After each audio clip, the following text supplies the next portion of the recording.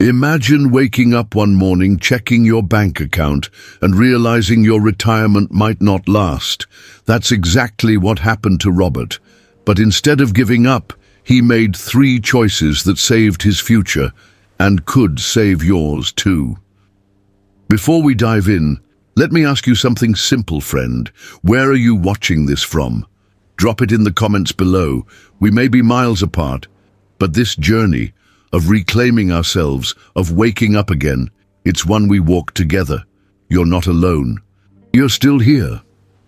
The alarm went off at 6:47 a.m. on a Tuesday morning in March. Robert had been retired for exactly 18 months, and for 18 months he'd been waking up naturally around sunrise, no alarm needed. The luxury of time, wasn't that what retirement was supposed to be about? But this particular Tuesday, Robert's phone was buzzing with an urgency that made his chest tight before his feet even hit the cold hardwood floor. His daughter Sarah was calling from Portland, and Sarah never called before 9 a.m. Never. "Dad." Her voice was strained. Careful in that way voices get when they're carrying bad news. "I need you to check your bank account. Right now, there's been some unusual activity." The coffee maker gurgled in the background as Robert fumbled for his reading glasses, the same ones he'd been meaning to replace for 2 years, but kept putting off because, well, there were other expenses. Always other expenses. His fingers, slightly arthritic from 40 years of carpentry work, struggled with the small buttons on his phone's banking app. What he saw made his knees weak. Where there should have been the comfortable cushion he'd built over decades of careful saving. The nest egg that was supposed to carry him through his golden years. There was a number so small it felt like a typo, like someone had accidentally deleted a few zeros. Robert's hand found the kitchen counter, steadying himself as the room seemed to tilt slightly. This wasn't possible. He'd been careful. He'd worked 2 jobs through his 50s, saved every bonus, lived modestly. His retirement account had been healthy just when was the last time he'd actually looked at it? The truth hit him like cold water. He couldn't remember. Sarah's voice seemed to come from very far away. "Dad, are you there? Dad, we think someone might have gained access to your accounts, but we also need to talk about some of the withdrawals. There are several large ones over the past 6 months that..." She trailed off, but Robert knew what she was trying not to say. He'd made those withdrawals. The new roof after the storm damage, $12,000. The dental work his Medicare didn't cover, $8,500. His grandson's college fund contribution because, well, what kind of grandfather would he be if he didn't help? Another $15,000. Each expense had seemed reasonable at the time, necessary even.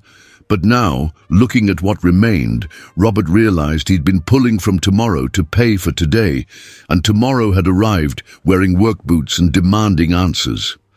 The worst part wasn't the missing money. The worst part was the creeping realization that he had no plan for what came next. At 72, Robert had assumed the planning part of his life was over. He'd worked, he'd saved, he'd retired. Wasn't that enough? But then, something happened that changed everything about the way he looked at money. 3 hours after that phone call, Robert was sitting in his Ford pickup outside the community center, staring at a flyer someone had left under his windshield wiper. "Financial Health Workshop for Active Seniors," it read. "Because your story isn't over." But he almost threw it away. Robert had never been one for workshops or self-help groups. He was a man who fixed problems with his hands, who learned by doing, not by sitting in circles talking about feelings. But something about that tagline, "Because your story isn't over," made him fold the flyer and put it in his shirt pocket. The workshop was led by Margaret, a woman about his age who'd been forced to learn about money the hard way when her husband passed unexpectedly at 68. She didn't talk like a financial advisor. She talked like someone who understood that learning about your money at this stage of life feels like admitting you've been doing something wrong for decades. "Here's what nobody tells you about retirement," Margaret said. her voice carrying the kind of authority that comes from experience, not textbooks. It's not a destination. It's not a place you arrive at and then coast. Retirement is a 20, maybe 30-year chapter of your life that needs just as much planning and attention as the 40 years you spent building your career. She walked to a whiteboard covered in numbers that didn't look like the intimidating financial charts Robert had seen before. These numbers told stories, real stories about real people. "Meet Helen," Margaret said, pointing to a simple breakdown. Helen retired at 65 with $300,000 in savings. She thought she was set. She figured she'd spend about $40,000 a year, and her money would last about 7.5 years. But Helen is 78 now, and she's not just surviving, she's thriving. Want to know how? Robert leaned forward, and for the first time in months, he felt something he'd almost forgotten: hope. Margaret's voice softened, becoming almost conspiratorial. Helen learned something most people never figure out. Your retirement money isn't just about having enough to survive. It's about having a system that protects what you have while creating opportunities for what you need. She began drawing what looked like a simple house on the whiteboard. Think of your financial health like the home you live in. You got your foundation. That's your basic monthly income from Social Security, pensions, any guaranteed sources. Then you've got your walls. That's your emergency savings, the money that keeps the storms from getting inside. And finally, you've got your roof. That's your protection against the big, unexpected expenses that can destroy everything underneath. Robert touched the folded flyer in his pocket. For the first time since that morning's phone call, the future didn't feel like a door slamming shut. But Margaret wasn't finished. She looked around the room of 20 or so people, her eyes settling on each face for a moment. Here's what's really important, though. None of this works if you're trying to do it alone. The biggest financial mistake people our age make isn't picking the wrong investments or spending too much on groceries. It's thinking that asking for help is a sign of failure. An elderly man in the back row raised his hand tentatively. What if you've already made mistakes? What if you've already spent too much or trusted the wrong person or just messed up? Margaret smiled, and Robert could see decades of wisdom in that expression. Then you're exactly where you need to be, because the second best time to start taking care of your financial health is right now. Today. This afternoon. The room was quiet, except for the gentle hum of the air conditioning and the distant sound of someone practicing piano in another part of the building. Robert found himself thinking about his workshop, the one attached to his garage where he'd spent countless hours building cabinets and fixing neighbors' furniture. He'd never started a project assuming it was too late to do it right. Why should his financial life be any different? Margaret continued. Over the next hour, I'm going to share 3 simple strategies that can change everything about how you think about money after 60. These aren't get-rich-quick schemes or complicated investment theories. These are practical tools that real people use to sleep better at night and worry less about tomorrow. She turned back to the whiteboard and wrote 3 clear phrases. Know your numbers. Protect your choices. Plan your legacy. These are the 3 choices that saved Helen, and they're the same 3 that can save anyone in this room, Margaret said, her voice carrying quiet conviction. First, you're going to learn exactly where your money is and what it's doing for you. No more guessing, no more surprises. Second, you're going to build systems that protect you from the scams, the pressure tactics, and the financial mistakes that target people our age. And third, you're going to create a plan that ensures your money works for the people you love, even after you're gone. She paused, letting that sink in. But first, I want you to do something that might feel uncomfortable. I want you to think about the last time you felt truly secure about your financial future. Not wealthy, not rich, just secure. When was that? Robert closed his eyes and immediately pictured himself at 55, sitting at his kitchen table on a Sunday morning, going through his monthly budget with the methodical precision he brought to measuring twice and cutting once. Back then, every dollar had a job, every expense was planned. Every month ended with a small amount left over that went straight into savings. When had he stopped doing that? When had he started treating his retirement like a vacation from thinking about money instead of a new chapter that required its own kind of careful attention? The answer came to him with uncomfortable clarity. The day he retired, he'd retired from managing his money too. Margaret's voice brought him back to the present. Financial security isn't about how much money you have. It's about how well you understand and manage what you do have. And understanding starts with one simple question. Where is your money right now? And what job is each dollar doing for you? She turned back to the whiteboard and began writing 3 phrases. Know your numbers, protect your choices, plan your legacy. These, she said, are the 3 pillars of financial health after 60, the exact same 3 choices that transformed Helen's life. Master these, and you'll never again wake up to a phone call that makes your knees weak. You'll never again feel like your financial life is happening to you instead of being shaped by you. Robert felt his phone buzz in his pocket. A text from Sarah. Dad, can you call me back? I've been researching some things and I think we can fix this. For the first time since morning, Robert smiled. He had work to do. And for the first time in months, he knew exactly what that work looked like. 3 clear choices that would change everything. But before he could make those choices, he needed to understand what had gone so wrong with the system he thought was protecting him. The drive home from Margaret's workshop felt different than the drive there. Robert's hands were steady on the wheel, and the knot in his stomach had loosened for the first time in hours. He had a yellow legal pad on the passenger seat, covered with his careful handwriting, notes about Margaret's 3 life-changing strategies, and more importantly, a clear action plan for implementing the first one. Know your numbers. The workshop had shown him he wasn't alone.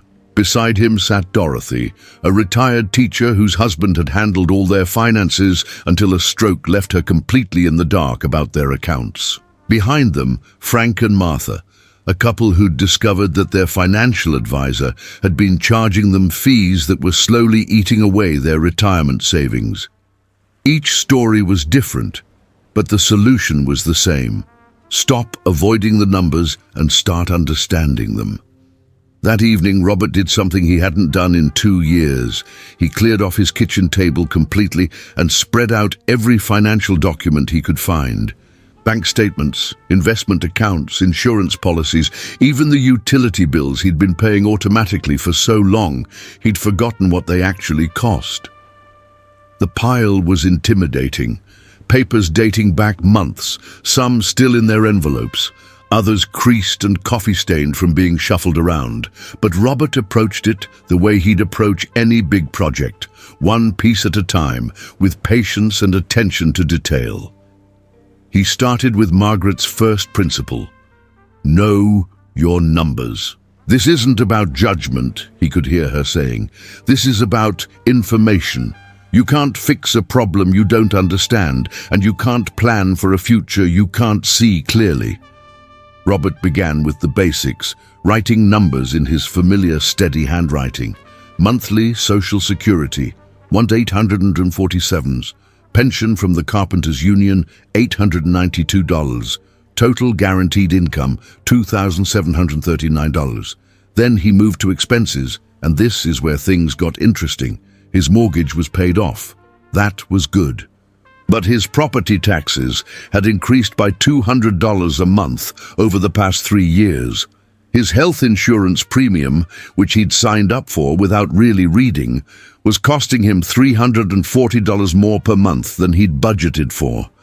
His grocery bills, which he'd never paid attention to, were averaging $480 a month for one person. By 9 p.m., Robert had filled 3 pages with numbers, and for the first time in months, He could see his financial life laid out like a blueprint. It wasn't as bad as that morning's panic had made it seem, but it wasn't as secure as he'd been pretending either. The phone rang. Sarah. "Dad, I've been thinking about this morning. I know it was scary, but maybe this is actually a good thing. Maybe this is the wake-up call we both needed." Robert looked at his papers spread across the table. "You know what, honey? I think you might be right." Over the next week, Robert did something that surprised everyone, including himself. He became a student again. He checked out books from the library about retirement planning. He watched YouTube videos about budgeting for seniors. He even joined an online forum where people shared practical tips about living well on fixed incomes. But the real education happened when he started applying Margaret's second principle: protect your choices. This began with a phone call that came on a Thursday afternoon while Robert was replacing a squeaky hinge on his back door. The caller ID showed a local number, and the voice on the other end was friendly, professional, concerned. "Mr. Thompson, this is David from Medicare Solutions Plus.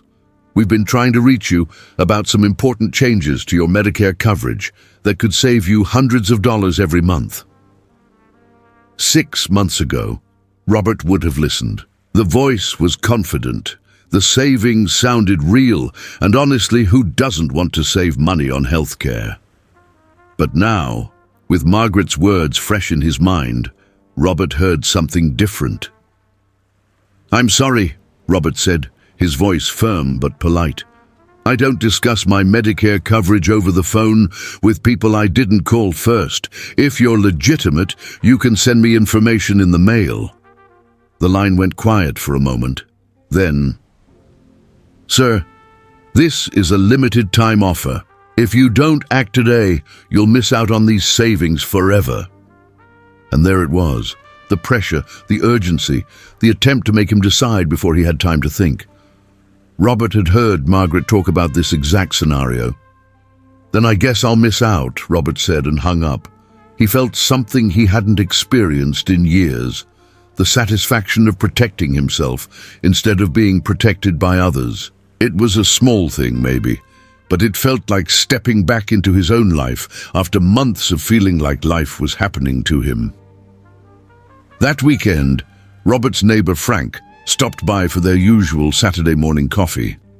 Frank was 75, a retired teacher who'd always seemed to have his act together financially.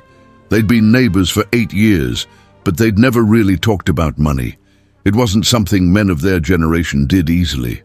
But something had shifted in Robert. Maybe it was the workshop, maybe it was the scare with his accounts, or maybe it was just the relief of having a plan. Whatever it was, he found himself asking Frank a question that surprised them both. "Frank, can I ask you something? How do you handle the money stuff, the retirement stuff? Because I'll be honest with you, I've been winging it and it's not going so well." Frank set down his coffee mug and was quiet for a long moment. Then he did something Robert didn't expect. He laughed. Not at Robert, but in recognition. "You know what's funny?" Frank said. "I've been wanting to ask you the same thing. I look at you, and you always seem so calm about everything. I figured you had it all figured out." They talked for 2 hours. Frank shared how he'd learned to track his expenses using a simple notebook system, writing down every purchase for 3 months to understand where his money was really going. Robert told Frank about the workshop and Margaret's 3 principles. Frank mentioned a trick his late wife had taught him about negotiating bills, calling the companies once a year to ask about discounts for seniors, veterans, or long-time customers. "You'd be surprised," Frank said, "how much money you can save just by asking. Last year, I got my car insurance reduced by $200, my internet bill cut by $30 a month, and my phone plan switched to a senior discount that saves me another $25. All from making a few phone calls." By the end of their conversation, they'd made a pact. Every Saturday morning, they'd check in with each other about their financial goals for the week. Nothing complicated, nothing judgmental, just two neighbors helping each other stay accountable to their own financial health. The following Tuesday, Robert had an appointment with Janet, the financial advisor Sarah had found. Robert had been dreading it, expecting another overwhelming conversation full of terms he didn't understand and strategies that seemed designed for people with more money than sense. Instead, Janet turned out to be someone who understood that financial planning for people in their 70s wasn't about getting rich. It was about staying in control. "Robert," she said, reviewing the numbers he'd brought, "you've done something most people never do. You've gotten honest about where you stand." "That's actually the hardest part." She spread his documents on her desk like pieces of a puzzle. "Now, let's talk about protecting what you have and making sure it lasts as long as you do." Janet explained something Robert had never considered. His retirement wasn't just about the money he'd saved. It was about creating a system that could adapt as his needs changed over time. "Think about it this way," she said. "You're 72 now. If you live to 90, and I hope you do, you got 18 more years of life to fund. That's like planning for another career, except this time, your job is to be good at being retired." She showed him how to think about his money in layers. The first layer was his guaranteed income, Social Security and his pension. This money came in every month no matter what the stock market did, no matter what happened to the economy. This was his foundation. The second layer was his emergency fund, money set aside specifically for unexpected expenses like the roof repair or dental work that had depleted his savings. "The rule of thumb is 6 months of expenses," Janet explained, "but for retirees, I like to see closer to a year's worth. Not because you're more likely to have emergencies, but because you have fewer options for replacing the money quickly." And the third layer was his growth money, the portion of his savings that could be invested for the long term to help keep pace with inflation and potentially provide extra income down the road. "But here's the key," Janet said. "Each layer has a different job, and you never use money from one layer to do the job of another layer. You don't use emergency money for vacations, and you don't use long-term investment money for monthly expenses." For the first time since retirement, Robert had a framework that made sense. Not a get-rich scheme, not a complicated investment strategy, but a simple system for making sure his money lasted as long as he did.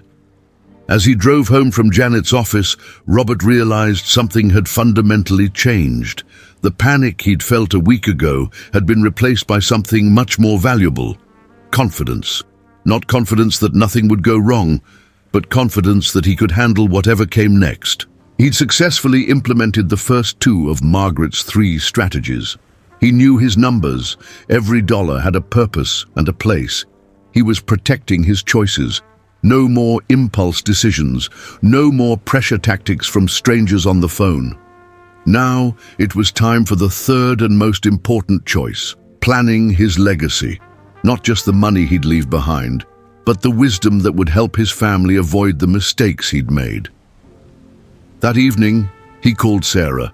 "Dad, you sound different," she said. "Better. What's been going on?" Robert looked at his kitchen table, now organized with labeled folders and a simple tracking system that let him see exactly where he stood financially at any given moment. "I've been learning," he said, "and it turns out I'm pretty good at it.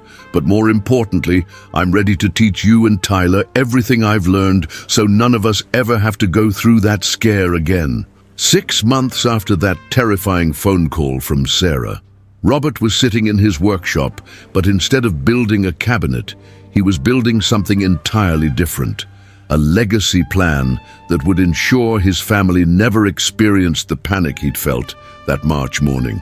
The workshop had always been Robert's thinking space. Surrounded by tools he'd collected over decades, breathing in the familiar scent of wood shavings and machine oil, he could solve problems with the same methodical approach he brought to crafting furniture. Today's problem was more complex than any joint or finish he'd ever tackled, but the principles were surprisingly similar. Margaret had called it "plan your legacy," but Robert thought of it differently. He was designing the final act of his financial life with the same care he'd once used to design custom kitchen cabinets. Every piece had to fit perfectly, serve a purpose, and last long enough to benefit the people he cared about most. The transformation had started small. After implementing Janet's 3-layer system, Robert discovered something remarkable. When you actually know where your money is and what it's doing, you can make it work harder for you. His emergency fund was now earning interest in a high-yield savings account instead of sitting in checking. His monthly expenses had dropped by $400 after Frank's bill negotiation strategy. Most importantly, he'd started sleeping through the night again. But the real change came when Robert began thinking beyond his own needs. It started with a conversation with his grandson Tyler, who was home from college for Thanksgiving. Tyler was 20, studying engineering, and facing the same financial realities that had overwhelmed Robert at that age: student loans, uncertain job prospects, and the daunting task of building financial security from scratch. "Grandpa," Tyler said over dinner, "can I ask you something kind of personal? How did you know what to do with money when you were starting out? Because honestly, I have no idea what I'm doing, and all the advice online seems to be written for people who already have money." Robert set down his fork and really looked at his grandson. Tyler was smart, hard-working, and completely adrift when it came to financial planning, just like Robert had been at 20. Just like Robert had still been, if he was honest, at 72. "You know what, Tyler? I wish I could tell you I had it all figured out at your age, but the truth is, I've learned more about money in the past 6 months than I did in the previous 50 years. Want to know why?" Tyler nodded. "Because for the first time in my life, I started treating financial planning like a skill I could learn instead of something I was supposed to automatically know how to do." That conversation planted a seed that grew into something Robert had never expected. He became a teacher. It started with Tyler. Every Sunday, they'd spend an hour on a video call, with Robert sharing the practical lessons he was learning about retirement planning and Tyler sharing the challenges of starting financial life from zero. Robert helped Tyler set up his first budget and emergency fund. Tyler helped Robert understand online banking and digital tools for tracking investments. But word spread. Frank joined their calls. Then Sarah asked if her teenage daughter could listen in. Soon, Robert found himself hosting a weekly family finance call that included 3 generations, each learning from the other's perspectives and challenges. The calls evolved into something none of them had expected: a family financial plan that connected all their goals and resources in ways that benefited everyone. Robert learned about 529 college savings plans and started contributing $100 a month to accounts for Tyler and his 2 younger cousins.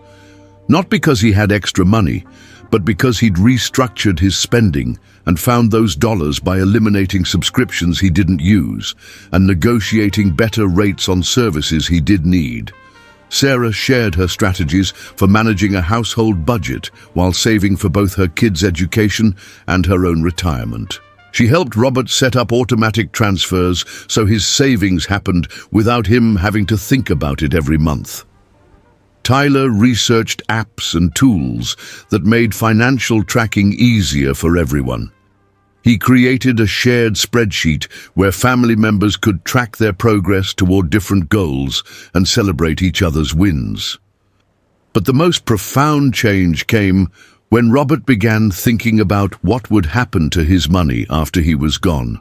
This conversation started with Janet during one of their quarterly check-ins. "Robert, your financial house is in great order now. You've got your emergency fund, your investments are properly diversified, and you're living comfortably within your means.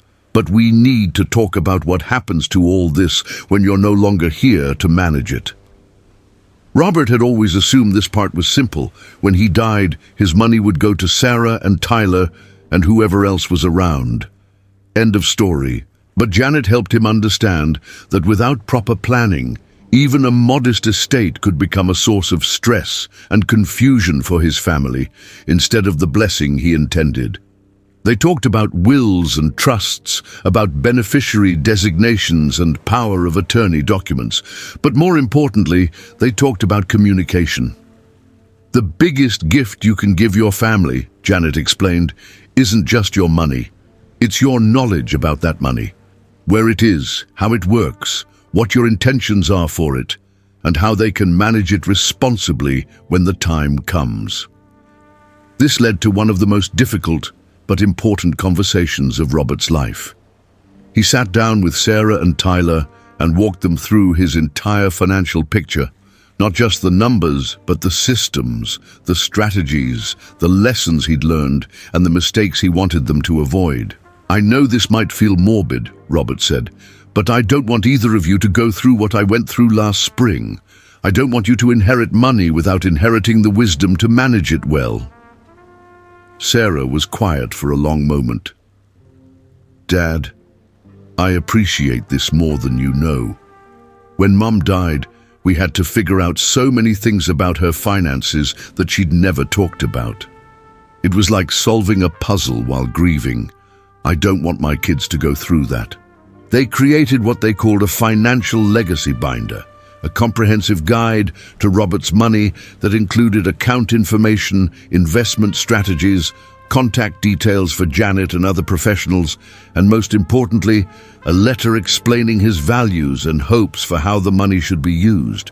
But Robert's legacy planning went beyond just his immediate family. Inspired by the community he'd found at Margaret's workshop, Robert began volunteering at the senior center, helping other retirees organize their finances and avoid the scams that targeted their generation. He discovered he had a gift for translating complex financial concepts into practical, understandable terms. Every Thursday afternoon, Robert hosted Coffee and Sense, an informal gathering where seniors could bring their financial questions and concerns. Sometimes, it was as simple as helping someone set up online banking. Other times, it involved spotting red flags in investment schemes or insurance policies that seemed too good to be true. The group grew from 4 people to more than 20. Members started bringing their adult children, creating intergenerational conversations about money that many families had never had before. Robert realized he'd found his retirement purpose, helping others avoid the financial confusion and fear he'd experienced. It wasn't about becoming a financial expert. It was about being someone who'd figured out how to ask the right questions and find trustworthy answers. One Thursday, a woman named Dorothy brought in a letter she'd received about a guaranteed investment opportunity that promised 15% annual returns with no risk. The letter was professionally designed, included testimonials from satisfied customers, and created a sense of urgency with a limited time offer. "It sounds too good to be true," Dorothy said, "but what if it's real? What if I'm missing out on something that could really help my situation?" Robert had heard those exact words from his own inner voice many times over the past year. He helped Dorothy research the company online, check their registration status with financial regulatory agencies, and most importantly, apply what he called the sleep test. "Dorothy," Robert said, "imagine you invest with these people tomorrow. Will you sleep better at night, or will you lie awake, wondering if you made a mistake? Because at our age, peace of mind is worth more than any potential return." Dorothy smiled and put the letter in the shred pile. As winter turned to spring, Robert realized that the phone call from Sarah that had terrified him a year ago had become the catalyst for the best year of his retirement. Not because his financial situation had dramatically improved, though it had stabilized and grown modestly, but because he'd transformed from someone who was afraid of his money to someone who was in partnership with it. His weekly calls with Tyler had evolved into broader conversations about life planning, career decisions, and the relationship between money and values. Tyler graduated with a clear financial foundation and immediately started implementing the strategies he'd learned from his grandfather. Sarah had used the family's shared financial planning approach to pay off her credit cards and increase her retirement savings by 40%. More importantly, she'd started having regular money conversations with her own kids, breaking a cycle of financial secrecy that had existed in their family for generations. Robert's workshop had become a gathering place where neighbors came not just for help with home repairs, but for advice about financial repairs as well. His coffee pot was always on, and his kitchen table was frequently covered with financial documents belonging to friends who trusted his judgment and experience. On a sunny afternoon in May, exactly 14 months after that scary phone call, Robert was in his garden, planting tomatoes and thinking about the future. For the first time in years, the future felt like something he was actively creating rather than something that was happening to him. His phone buzzed with a text from Tyler. "Grandpa, just got my first performance review. They're promoting me and giving me a 15% raise. Your budgeting lessons are paying off. I'm already maxing out my 401k and still have money left over for fun. Thank you for teaching me that money isn't scary when you understand it." Robert smiled, his hands still covered in garden soil. He'd spent 40 years building things with wood and steel, creating furniture and structures that would last for generations. But this year, he'd learned to build something even more durable, financial knowledge and security that could be passed down through his family like a treasured heirloom. As he watered his new seedlings, Robert thought about Margaret's words from that first workshop. "Your story isn't over." She'd been talking about financial planning, but Robert now understood she'd been talking about something much larger. At 73, he discovered he still had new skills to learn, new ways to contribute, and new chapters to write in his life story.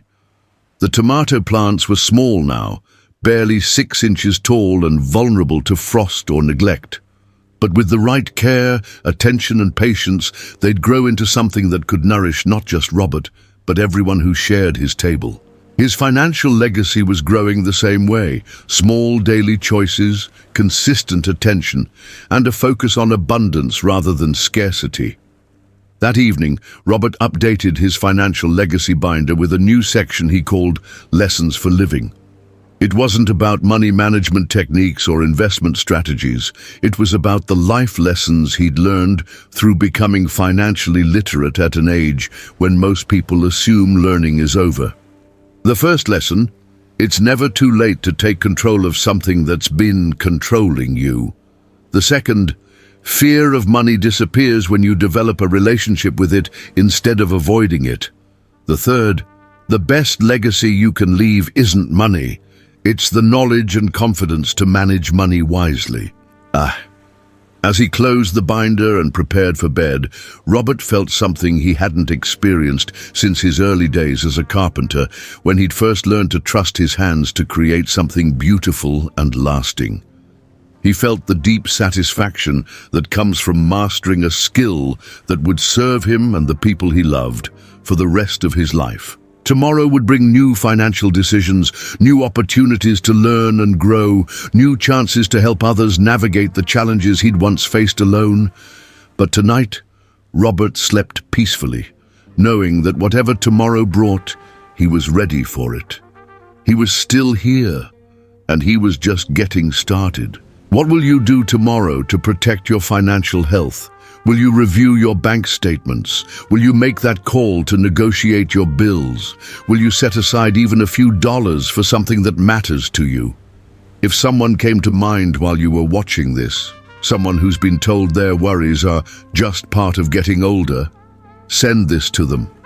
Sometimes we need to be reminded that what's common isn't necessarily inevitable. You're still here, and you're not done.